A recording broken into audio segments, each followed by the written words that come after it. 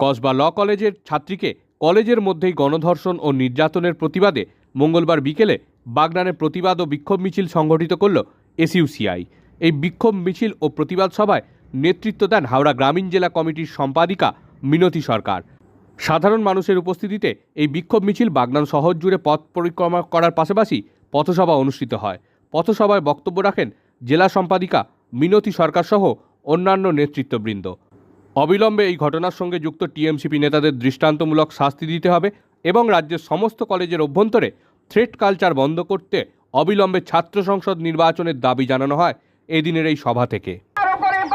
নির্যাতন করে তাকে খুন করা হয়েছে এবং প্রমাণ লোপাটের জন্য ওই টালা থানা থেকে শুরু করে মুখ্যমন্ত্রী পর্যন্ত তৎপরতার সঙ্গে তাকে ধামাচাপা দেওয়ার চেষ্টা করেছে।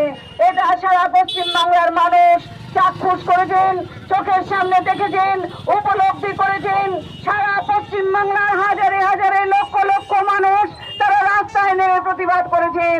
আর যারা রাস্তায় নামতে পারেননি তারা নৈতিক সমর্থন দিয়ে এই আন্দোলনকে জোরদার করেছিলেন।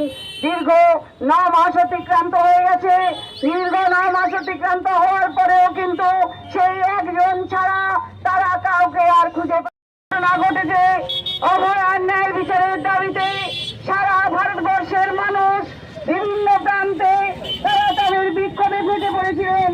এমনকি বিশ্ব যে সমস্ত দেশে ভারতবর্ষের মানুষ আছেন তারাও সেখানে প্রতিবাদ করেছেন।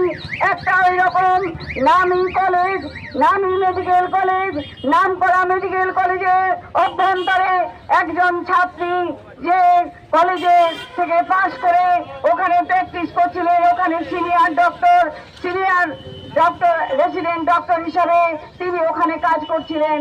সেই 36 ঘন্টা ডিউটি করার পরে তার উপরে পাশবিক নির্যাতন করে তাকে খুন করা হয়েছে এবং প্রমাণ লোপাটের জন্য ওই টালা থানা থেকে শুরু করে মুখ্যমন্ত্রী পর্যন্ত তৎপরতার সঙ্গে তাকে ধামাচাপা দেওয়ার চেষ্টা করেছে।